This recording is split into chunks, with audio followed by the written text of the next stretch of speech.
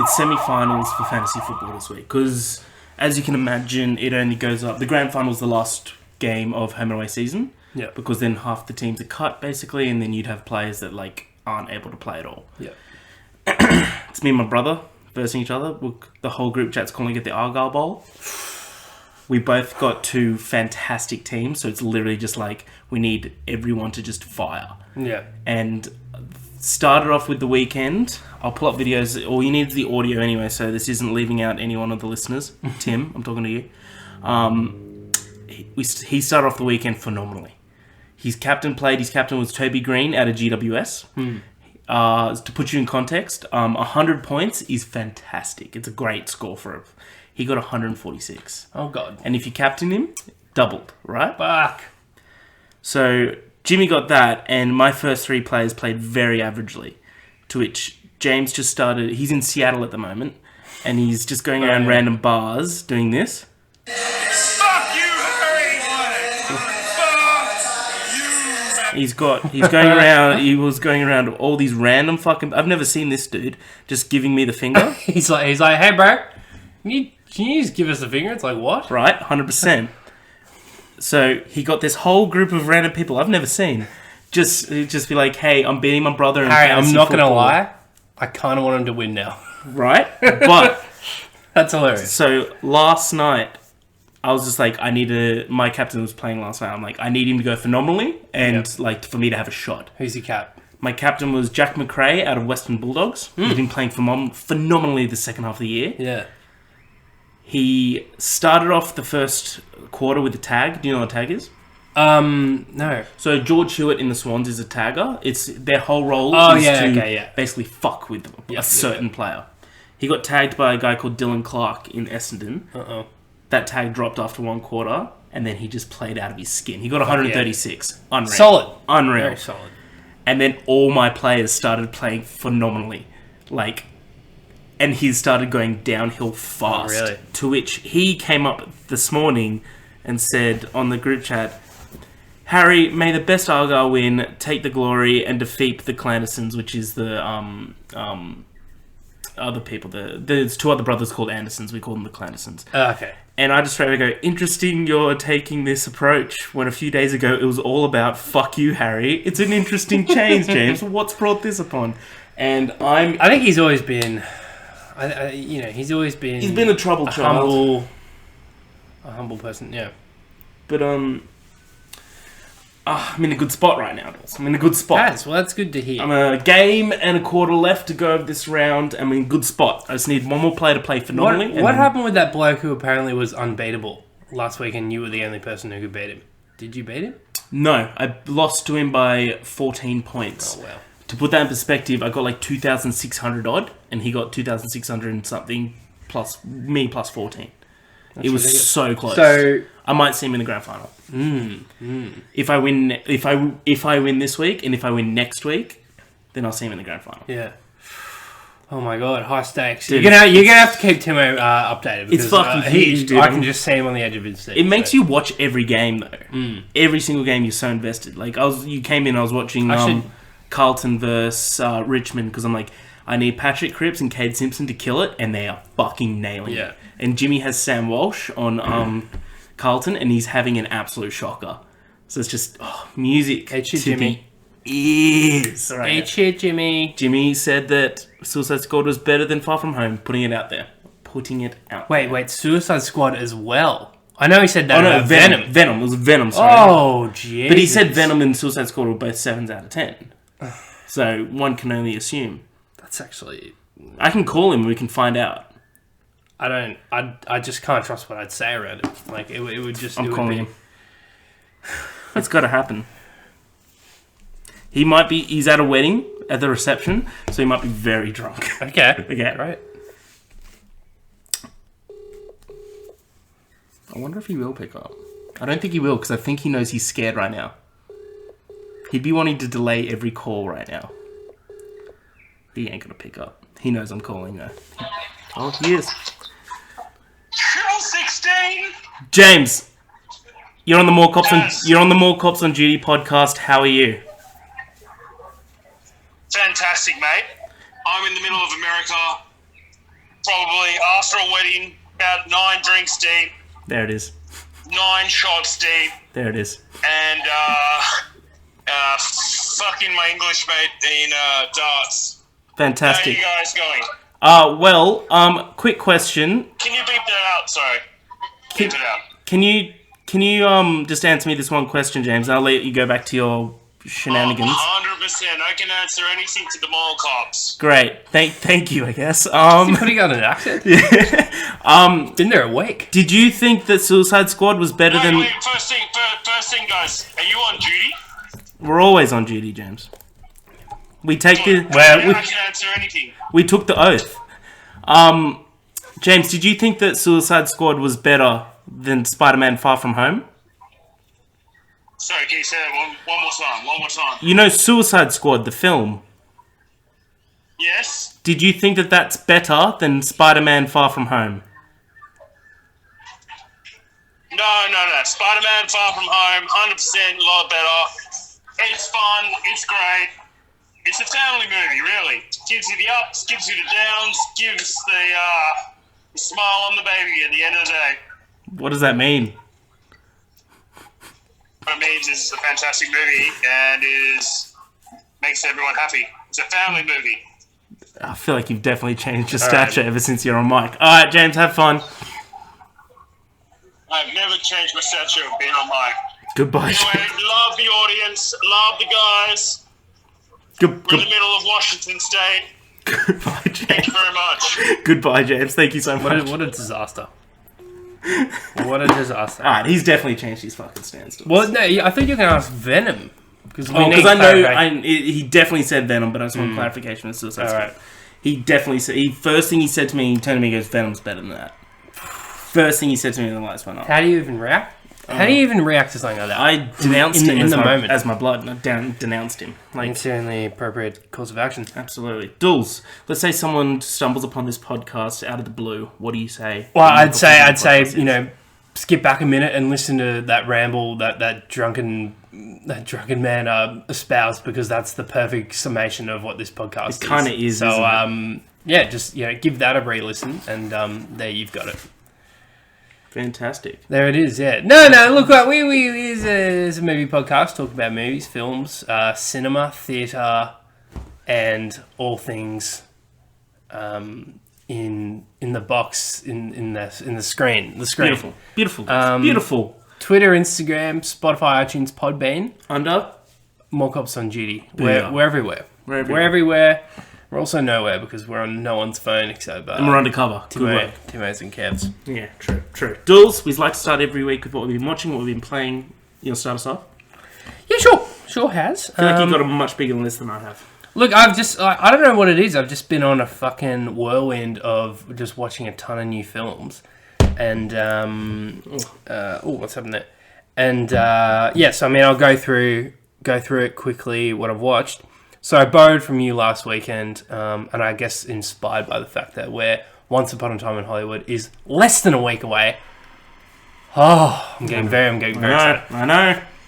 So inspired by that, I was like, okay, well, there's actually still a couple of films in Tarantino's filmography that I haven't actually seen. The only one that he both directed and wrote, Death Proof, that was the only one of those that I still hadn't seen. And then 2 that he wrote but didn't... Definitely on his lesser end, do you think? Yeah, so I'll get into... Yeah, Yeah, and then 2 that he Yeah. didn't direct but wrote, True Romance and Dust Till Dawn. Also watch those 2. True Romance. So... I hope you love True Romance as much as I love True Romance. I like True Romance a lot. I think there's a lot of, like... I don't know, there's something very quirky and unusual about it, but I mean... That's his writing, isn't it? Oh, yeah, definitely. How he was just... Well, you go... I'll go into True No, Romance. I think...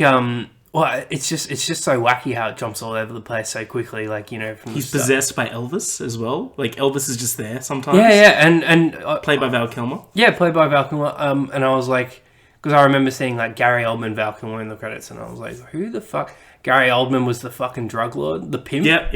And I was like, oh my god, that was a transformation. No, this was a great movie. I think Christian Slater and Patricia Arquette as the leads were great. I wish there was more Christopher Walken. How good was Brad Pitt?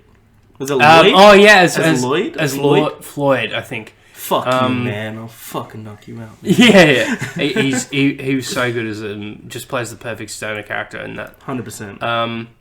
I mean, yeah, no, it was just a really fun movie, and like, it's just kind of wacky, and took all these weird turns, and it was a good movie. It was a fun movie. Death Proof.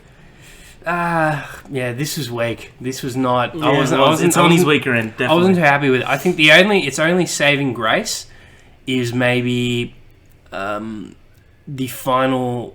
Or not the last act, I would say, but it takes up a significant chunk of the film. But maybe the last half hour, where it's literally just one big car chase. Yeah, and it's Kurt Russell. It's Kurt Russell going after. It's definitely directly paying homage to those old Steve McQueen movies and those car chases, and that's very on the nose throughout in the writing and how Tarantino I think there's literally Kurt Russell literally talks about how his car is designed for proper stunts, and Hollywood shifting away from that stuff, and they're actually in the modern time, but they're all dressed as if they're in the 60s, and I don't know, it's all a bit old fashioned. They've got these old fashioned cars and stuff. Yeah, so it's very zany in that sense. But yeah, so I think that last car chase scene was fucking awesome. But other than that, I mean, surprisingly, his the dialogue in this, which is usually one of his strengths. So I think, I'm one of the people who loves Hateful Eight. I think it's phenomenal. And that's largely, it's like a theatre play. It's like all dialogue.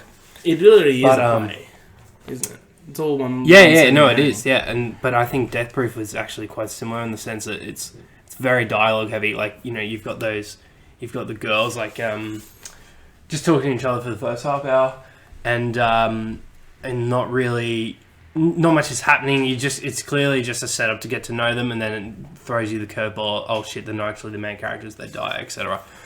And then they do the same thing, except with a different group of girls. But it's still the same. What are they really talking about? They're not talking about anything. We're just getting to know them. And I was like, what is the point of any of this? Do you reckon he knows that's his worst? You'd have to, right? Yeah, right. He never talks about it. I think in interviews he might make reference to Inglourious Django and Pulp a lot. I think he's kind of self-aware those are his best. And then I don't know, Jackie Brown's another one where I haven't seen in a long time, but I feel like I might have been a bit harsh. How do you feel about Jackie Brown? It's fine. I'm not blown away by it. No, I wasn't blown away. It's like the lesser. It's the poor man's Pulp Fiction. That's how I say it. Yeah, and it's a shame because it's he's got a great cast, and it's the only one of his films with De Niro. Yeah, and you'd think it's true. Use De Niro a bit more. So I mean, it was fine. It was a fine film. I think it's still got that Tarantino vibe to it and stuff. Great soundtrack as well, actually. So I think definitely got to pay that.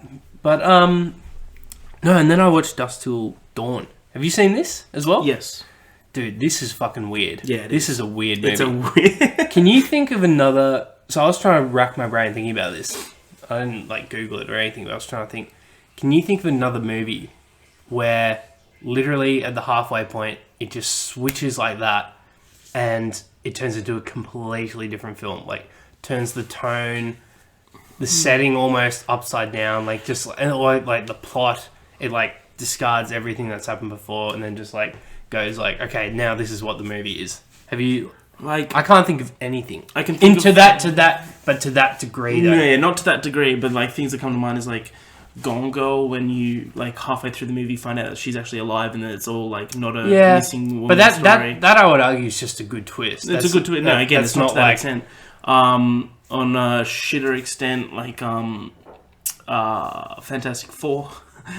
Where it started off being an origin story, and then halfway through they're 1 year later, and it's just about them dealing with shit. Yeah, I see that as well. But yeah, I think, but just, not to that extent, of course. Yeah, so it's just very unique in that sense. And I'd actually remember reading a brief summary of the film, and I'm watching it thinking I must have been wigging out. Where's all these supernatural elements that were supposedly in this movie? And I'm I guess I was thinking of something else.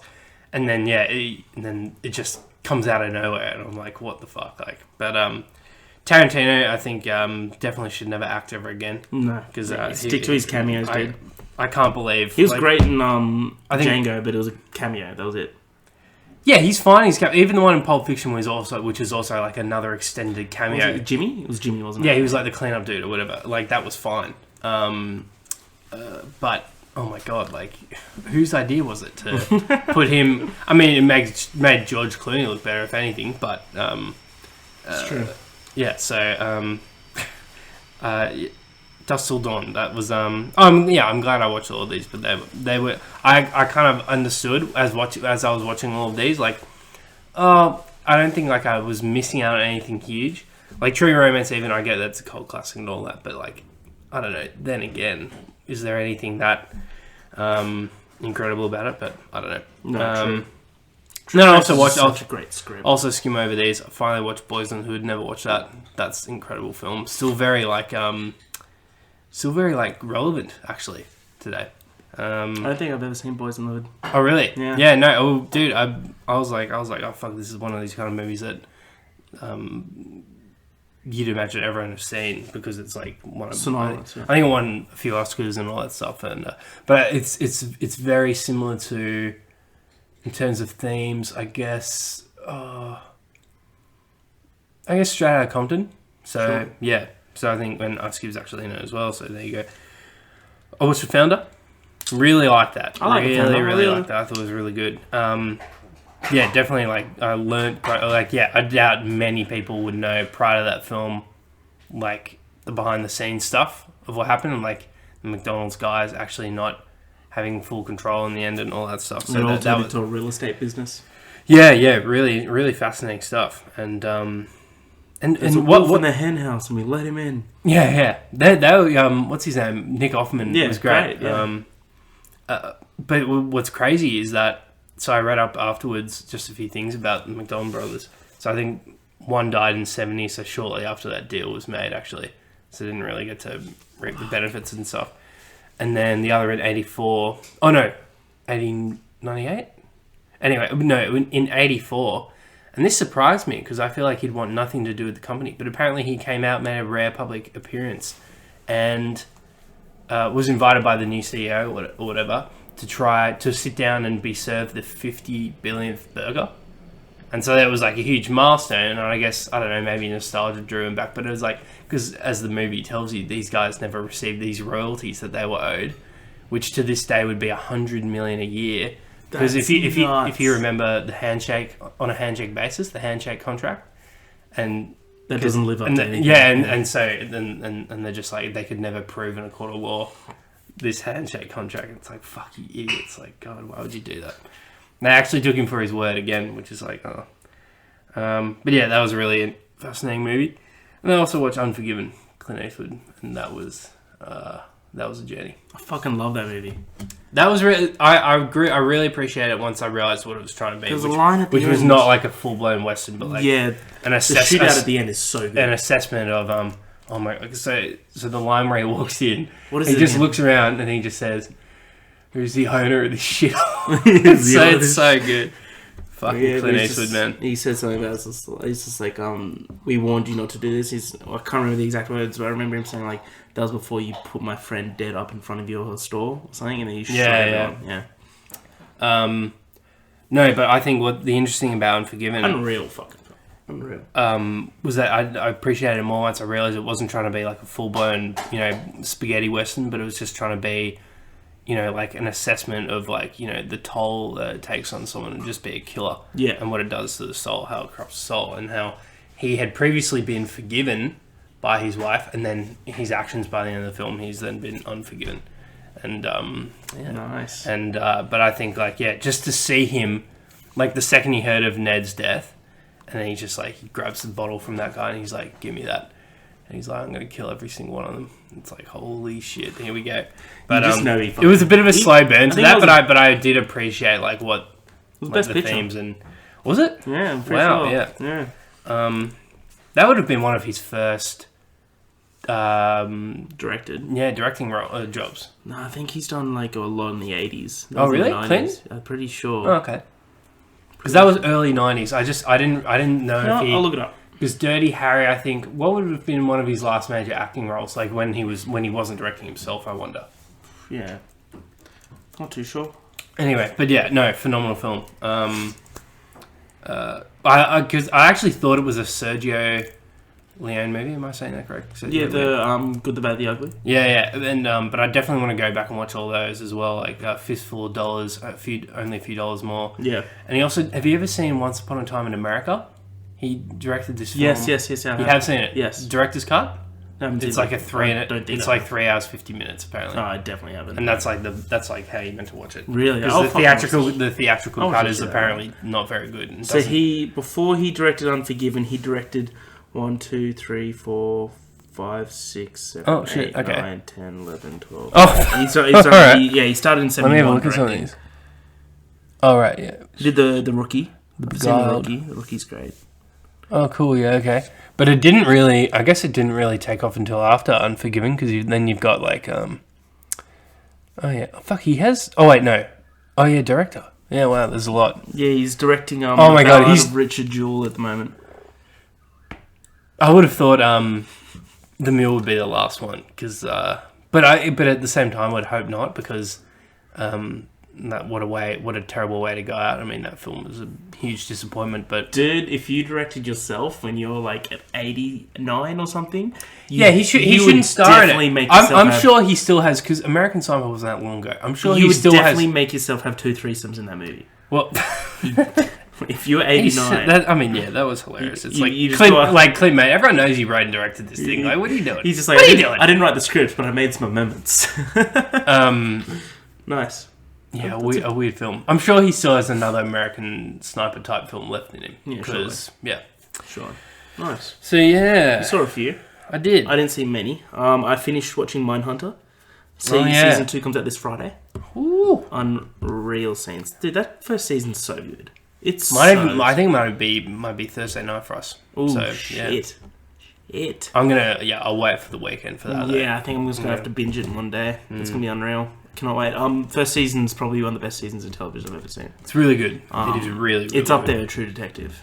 It's up there. It's not. I don't think it's better. I don't think it's better. It's in the region. It's in the. It's in the farm. It's in the farm. It's within how big's the farm? It's pretty big, but it's within a closed area. Okay.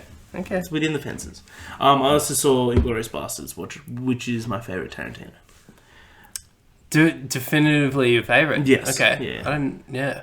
I think that movie is beyond perfect. Acting to everything. I typically just gravitate towards Pulp Fiction, but I feel like it does sometimes change for me. Like, yeah, if I just, like, I haven't seen Inglourious in a while, but if I watched it right now, I'd probably be like, fuck, that might be his best movie. Dude, it's Brad Pitt's best acting role. But after just watching Pulp Fiction, I'm like, oh, I think that's just as good as it gets for him. I love Pulp Fiction. But and then Django for me is also very, very close third to the two of those. But yeah, and again, only a week away from Once Upon. So did you watch the Vanity Fair documentary about? It's not a documentary. It's like 15-minute mini documentary, yes, about making Inglourious Basterds. I don't think so. Where they were interviewing Quentin about everything. No. How he got to...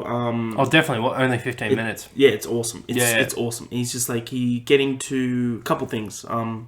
Getting to kill Hitler.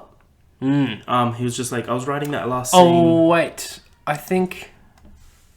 Oh, yeah, no. He discussed this... I think he just talked about... Oh, yeah, I'm thinking of something else. But yeah. Sorry. Where he was... there's a couple things. Killing Hitler is just like, I'm writing this and I'm like, I can't get him to sneak out the door. That sounds shit. Can't get him to escape. I don't know what to do. And then he's wrote 4 letters in big permanent marker on a page. I said, just fucking kill him. Yeah. And then I put it on my bedroom's bedside table, and I was like, I'll go run with it if I wake up and it's a good idea. And I woke up, it wasn't a good idea. It was a fucking great idea. I love that. I think he told the exact, because you're telling it word for word. He told the exact same story on Kimmel recently when he was promoting Once Upon. So he must have done it. Yeah, no.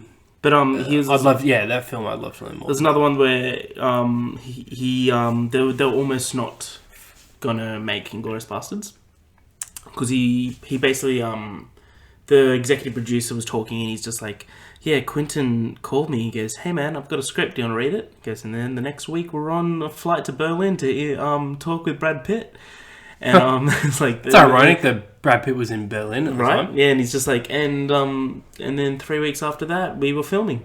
It was like that quick. Jesus. And, well, dude, I mean, someone like Tarantino, the turnaround would just be 100%. But he goes, they were interviewing for a specific role, and they went through about 150 people, and they couldn't find anyone. And wow. Tarantino is just like, I called the producers down to my hotel room. And he's just like, I'm afraid that I might have written an uncastable character, and if we can't find him, I don't think we should make this movie.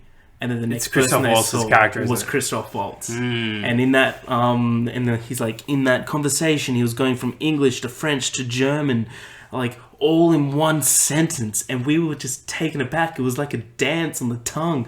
And then, like, after, we were talking for him for an hour, and then he was leaving, and he was just like, it was my pleasure. Thank you so much for the opportunity. And I was like, what the fuck? No, thank you for the fucking opportunity. I think, and he was incredible in that role. I guess no one else could do it unless... Because, I mean, yeah, you could get an equally phenomenal actor. Let's say you went and got Daniel Day-Lewis for that role. Sure. But I think the languages played a big part in that because of how seamlessly... Because he knew, like, he's fluent in all those languages in real life. So I think that had to obviously play a big role and add to the realism and the performance. So I think that's obviously a big factor. For sure. But yeah, I'm definitely going to watch that. That's dope. It's unreal scenes. Dools, there's 5 days until we go see Once Upon a Time in Hollywood. Cannot wait. What's the next countdown to? So so that one, and then what's the one after that? I've got one. I'll surprise you, mate. I'll surprise you. News of the week. Give me. If it's fucking Dora the Explorer, I'm actually going to flip a table. No. This is literally stuff we're counting down to. Has real quick. Can you give us a jingle for News of the Week? Dools, quick few things, because there isn't that much since we last did it. Christopher Nolan's new film Tenet debuts a trailer in front of Hobbs and Shaw. This is a slap in the face to, well, those of us who get to enjoy private screenings of films. I mean, come on. Well, what about us, Retro? But, no, dude, okay, it's been like 2 weeks. Like, everyone's like, yeah, he'll surely put it online after, he likes the exclusivity behind it. It'll be there for the weekend or whatever, and then it'll be put online. It's been 2 weeks. Give us the trailer. I don't think it's going to come out. I reckon we're just going to wait till a full-fledged trailer. Maybe. Has that ever happened before where there is a trailer that debuts, well, not in a long time at least, that debuts and doesn't with the exception online. Of, like, Comic-Con stuff? No, I don't think so. That's amazing, then, right? Yeah, how unreal cool. is that? And that's a good, smart way to generate buzz as well. Do it in front of Hobbs and Shaw. Like, again, it's a popular movie, but like... I think it's the same... Isn't it the same distributor? Do Warner Bros. Do it? Probably. Maybe not. I don't know. Well, you do it in front of Hobbs and Shaw because it's the biggest movie right now. Yeah. But I think it's just hilarious that it's just like, we're doing it in front of Hobbs and Shaw. I think that's funny. What I was going to say was, I skimmed over, like, a description of the trailer. And I thought one thing reading it, and then like I googled and was wanting to learn more about it, and the same theory that I had, and I'm gonna try and take credit for it because obviously everyone had the same idea, but the same theory I had is like a theory that everyone's talking about. Can I tell you? For Hobbs and Shaw? No, for Nolan's film. Oh, sorry, go on. Yeah. So basically, in reading the description of the trailer, I was like, hold on, this sounds a lot... I saw it this could be... like a time travel Inception sort of thing? So, yeah, and so I was reading it thinking, like, could this, like, be related to Inception? And then, like a sequel. And then without... Yeah, or a spiritual sequel, or just set in the same universe kind of thing. And then, yeah, without... I do another Google search, and legit so many articles like... Could Tenet be an Inception sequel? Blah, blah, blah, blah. And I'm like, holy shit. So everyone's thinking the exact same thing. So, I mean, yeah, could be very interesting. That'd be so sick. But, I mean, Inception, set universe, but time travel's involved. Or maybe it's time travel, we don't know. But, yeah, I mean, dude, I'm all in for that shit. That'd be unreal. I think Nolan's at his best when it's, like, going outside the box and, like, getting a little weird as well. So, because then the Dark Knight movies are very grounded. I think that's why I think Inception was like a good break for people. People really loved it. Interstellar, while obviously still a bit weird and sci-fi-ish, was still grounded though. We tried its hardest to be grounded in the sense that this is what interstellar travel will look like. So I think this is kind of going back to what and the Prestige as well. I really love the Prestige because that is a bit weird and magical and stuff. So I still think Inception is still my favorite. Of his films? Of all of his films, yeah. I fucking love that film. Also, wait, was Interstellar nominated for Best Picture? I don't think it was. Inception's the only film that he's ever done that's nominated for Best Picture. Dark Knight wasn't? Outside the Batman trilogy. I actually prefer Interstellar to Inception. I just think there's No, something... I love Interstellar. I think it's also Matt McConaughey's performance. Oh, like, so good. when he's watching the video, bro. Oh my god. Yeah. Just Matthew destroys McConaughey you. at the beginning of Inception, in Interstellar, sorry, is what Matthew McConaughey would be doing if he wasn't an actor. Oh yeah, like, he's just some 100%. dude on a fucking ranch. I mean, I feel like, yeah, he's casting those roles a lot, isn't he? Or Yeah, a lot. But, well, I mean, just like that, yeah, that there's the rancher type. there's the scene in where the principal's talking to him about Murph, his daughter, and he's just like, Murph. He's like, Coop, I know that you're a great rancher and a fantastic father, and then he just goes, and a damn good pilot. And I'm like, Yeah. Fuck yeah, Matthew McConaughey. Fucking awesome, You made him bro. sound like Forrest Gump then, but that's all right. Damn good pilot. Dools, speaking of Hobbs and Shaw, did you see what Tyrese Gibson came out and did? Oh, what do you do? Dude, he came out as like slamming The Rock, saying just like he made such a bad decision doing Hobbs and Shaw. It's not making much money. It's number one in the worldwide, mate.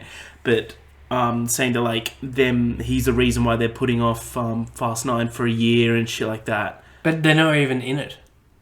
Exactly, but And I think production started for Fast 9. it has, yeah. Yeah. But it was supposed to come out this year, and then Oh, I get what he's saying because they didn't want to do too many in the. I think year or he's whatever. being way too venomous with this shit, man. Like, I don't think it's a publicity stunt either because he's done this shit before and he's deleted posts. Absolutely. So I think he's generally a solid. I really don't like Tyrese Gibson. Dude, I mean, he's fine in the... Like, I like his character in the films, but yeah, Tyrese himself as a person just doesn't seem like he's likable at all. No, not at all. Like, he's... Dude, it's because he has What else has no he work done? in Yeah, between. what else has he- He occasionally shows up in Transformers. That's about it. He hasn't done that since, like, Transformers 2. Transformers Really? 3. I think yeah. they did bring him and Josh Duhamel back, though, for the most They recent did one, for Josh apparently. Duhamel, but they didn't bring for Tyrese. Oh, okay, well... Yeah. Fuck you, Tyrese. couldn't even get back in He made Transformers. up a massive campaign for him to be the new Green Lantern.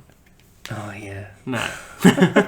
But, oh man, this is just venomous. Like, he's literally calling out the studio, saying the studio are making fucking awful mistakes and stuff like that. I'm just like, these are the people that pay your checks, dude. Bro, This Vin is a job. Diesel's so attached to the franchise. Technically, he would have been heavily involved with production as well, wouldn't he? I looked and he wasn't an executive producer. That's strange because I thought he was like very, very like intimately attached to the Fast franchise. Yeah, so that. But yeah. Maybe it's its own thing. But if you're talking shit, Oh about yeah, because literally- $7 Productions produced Yeah. as well. So, okay. But like, you're getting paid for two things when you're an actor for a big blockbuster series. You're getting paid for your acting, and you're getting paid for the publicity of it. Yeah. And if you come out and you're shit talking the fucking studio and movies that are related to that franchise, Dumb motherfucker. just cut him out, dude. No one's gonna miss Roman. Dumb No one's gonna miss Roman. motherfucker. Bring back Han. No one's gonna miss. No one's gonna miss Roman. He has no leg to stand on, and man, The Rock is just Legit, just replace Han with Tyrese. Don't say anything. don't say about a it. word, and then it will be. Don't even address and it. everyone will just accept it. I'm all for it. Dools. Andy Serkis is officially directing Venom 2. Did you see this quote of his that he got ahead of his own film that he's yet to even start pre-production on, and he said there's like some words surrounding this quote, but I think it's something to the extent of very excited to get started. I think looking at the script and what we our capabilities, blah blah blah, it's going to be an extraordinary piece of cinema. An extraordinary Piece of cinema. Jesus. Andy Serkis. Look, I think this will be the second film you've directed. Like, calm down. All right. I think he's his third. Oh, it's third. Yeah, Okay. because he did Breathe. He did that Mowgli movie. wasn't. Oh, okay. I think we did Fair this enough. last week where we thought it was his first. Yeah. Okay. But it's very early on. Very early on. He's no Clint Eastwood. Well, yeah. So, okay, I mean, all right, but yeah. I mean, look, I think it's important for Venom to get a chance to be good and much better, just because it's sounding like whether Venom will come into the MCU, I think is doubtful. but it does seem like Tom Holland's Spider-Man will play a role in the next Venom, and I hope that it's a good movie, just so we're not kind of like, I don't know, we got to treat Spider-Man with respect. 100% agree. Yeah. But yeah, Jimmy's looking forward to Venom too. Jesus Christ. Dools, last thing on the news of the week. It's a pretty short show this week. You'll like this. Disney Plus will launch with over 300 movies. Whoa. And over 7,000 TV episodes. Good God. It's huge. It's huge. I hope we get news soon on whether... I think I know why we haven't got news. Why? Because I was thinking about it during the week, right? That because I saw this news and I put it on the thing, and I was just like, Dools will bring up like why we haven't got a release date. They have a deal until November with Stan to put all their Disney shit on. So I think in that deal, they're not allowed to say that they're bringing out a thing. So that's why I think that would be perfectly timed with. So the US release is November. That's what I'm saying. But they wouldn't be able to say, "Yo, Disney Plus is coming out in." Well, I don't Australia. Think, but they also have said other countries would get it. Maybe Q1 2020 following. So I don't think like the UK or anyone. But that's what I'm saying. Come after us. I'm not saying it might be day and date, but I'm saying that's why I got the news, because them saying that Disney I'm Plus, hoping it's Q1 at the last, because like, dude, like, I need Mandalorian. I need Mandalorian. I need it. But yeah, like, because them saying that Disney Plus is coming out in Australia will stop people from signing up with Stan. Yeah, that's a good point. I also saw this thing. They have a ridiculously good deal, and if I were Netflix, I'd be very worried. So basically, this is the US currently, and 2 of these are US exclusive streaming services, I think.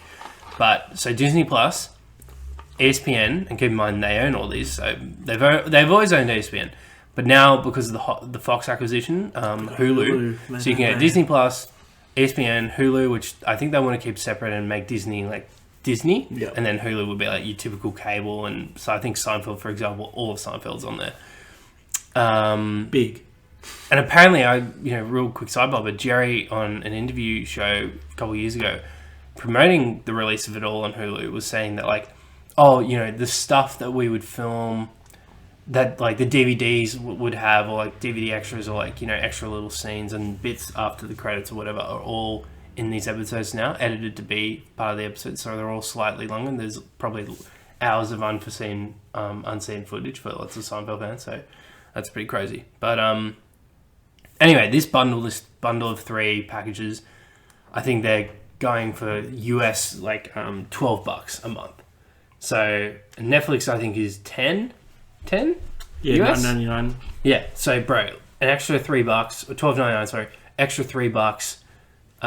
You're getting ESPN. Oh no, it got up to $12.99. It got upped. Oh, did it? Yep. In the US? Yep. Okay. Well, fuck. There you go. So I think, shit. Yeah, I think so. They're offering for the same price as Netflix, Disney Plus, Hulu, and ESPN. That's so people who want sport, like, I mean, that's like insanely ridiculous. And because I think they can do that, like their profit margin for streaming, they're only just getting into this, so it's like, yeah, we can definitely afford to do this. Whereas Netflix, it's like, that's them. That's all they are.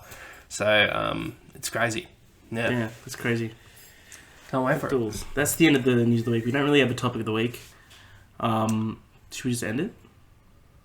End the podcast. Yeah. Yeah, sure.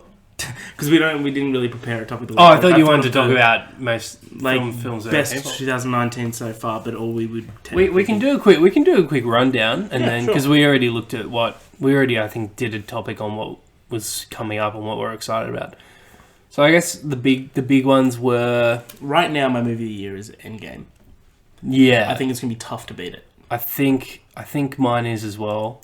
No, I mean, yeah, mine definitely is as well. I'm just thinking. Yeah, so I mean, I guess the only ones that could pose a threat to it, but then again, there are some strong ones that I forgot about. Yeah, the only thing is that it's tricky because I kind of look at, say, a film like Once Upon a Time in Hollywood and Endgame in very different lenses. So like, while I might like them equally and love them equally as films, I'll still feel like, I mean, I wouldn't be able to compare them, if you know what I mean. Like, yeah, but so I think what else have we seen this year that I think was? I'll list out some for you. Yeah, Toy Story 4. Yeah, Lion King. Hobbs and Shaw, of course. Spider-Man, of course. John Wick 3. John Wick 3 was fucking good. Right. Captain Marvel was this year. Yep. We had Shazam. Oh, yeah. Shazam was fun. We had Godzilla. Gods Amongst Monsters. No, King of Monsters. Yeah. What's Gods Amongst? Doesn't matter. We had X-Men Dark Phoenix. Oh my god, how could you forget? Yeah, I know. We had Alita Battle Angel, which I think is very underrated. It was good. It was fun, It was a lot of fun. I hope they do a sequel. I think there's a lot of potential. Fighting with My Family. Mm-hmm. Amazing. We still got so many good... Apparently, The Farewell, the A24 movie starring one of the girls from Crazy Rich Asians. Oh yeah, it's an Asian-led film, isn't it? Isn't it South Korean? Yeah, great. What? One of the girls from Crazy Rich Asians. Oh yeah, it's no, it's like the whole cast is Asian. Though, yeah. It's about they know that their grandma's dying, but she doesn't know, so they're taking her back to their homeland to say goodbye to everyone without her knowing that she's gonna die. So yeah, apparently that's excellent. Okay. God, it's gonna kill me if I don't find that out. I'll find out. But I know what you're talking about. I've seen incredible reviews and we had Brightburn, which was good. I'd actually put Parasite high up there for me as well. Really, really good. I need to see Parasite, man. Yeah, should I see it? Yeah, 100%. We didn't see Hellboy. Nor do we need to. No, we don't. There was Glass, which was very disappointing last act, I thought. Yesterday. Glass was this year, yeah. I mean, it's so Glass forgettable. came out the 6th of January. Oh, there you go, yeah. It's Very, right. very forgettable. I thought it was going to be great, though. Yeah. Everyone did. Yeah, so I think Endgame is clearly the front runner. I think the only things that could dethrone it, once upon Irishman and Star Wars. Yeah, or Maleficent too. Or no, or I was thinking Ad Astra. Oh yeah, Ford and Ferrari. Cold Pursuit. That wasn't bad either. That was fun. That was weird. Zombieland. Yeah. It's still coming up. It's a big year. It's huge. And It's Who I Bet You're Keen For as well. Oh shit! That comes out in 2 weeks. That's unreal scenes. It's unreal. Dools, close us off. Look, thanks for joining me today. This has been another... Thanks for having me, Dools. This has been another installment of the More Cops and Duty podcast. Each and every Tuesday? Do you still get it up on... Tuesday or Wednesday. Tuesday, Wednesday? Oh, well. Depends if I'm doing stand-up. Playing fast and loose for the release sale. Someone clearly cares about it, but... we won't go into all that yet. So you can catch us on Twitter and Instagram that we post frequently on. No, we will get back into it. And we will. Yeah, and sure. so find us everywhere: Twitter, Instagram, Spotify, iTunes, Podbean. We're doing Tuesday night, by the way. Tuesday night or Wednesday night. What are you doing Wednesday night? You want to come to a comedy show? Yeah, maybe. It's hard to know what I'm doing. That's right. right. I should be. If anyone's listening and in Sydney, go to Standout Comedy. It does weekly at Foresters. Yeah, I can't Tuesday, but Wednesday I think. Yeah, Wednesday Standout Comedy. It's the best comedy room in Sydney, other than Comedy Room, Comedy Store. Sorry. Is this the Foresters one? Yep, it's fucking fantastic. Every single week is awesome and hilarious. It's Shouldn't great. you maybe disclose your affiliation with this place? I got one gig there once, and I'll get one again soon, but I'm not doing it this Wednesday. I just think I think Standout Comedy needs a lot more money behind it. Okay. You know what I mean? A lot more support. Do you support those?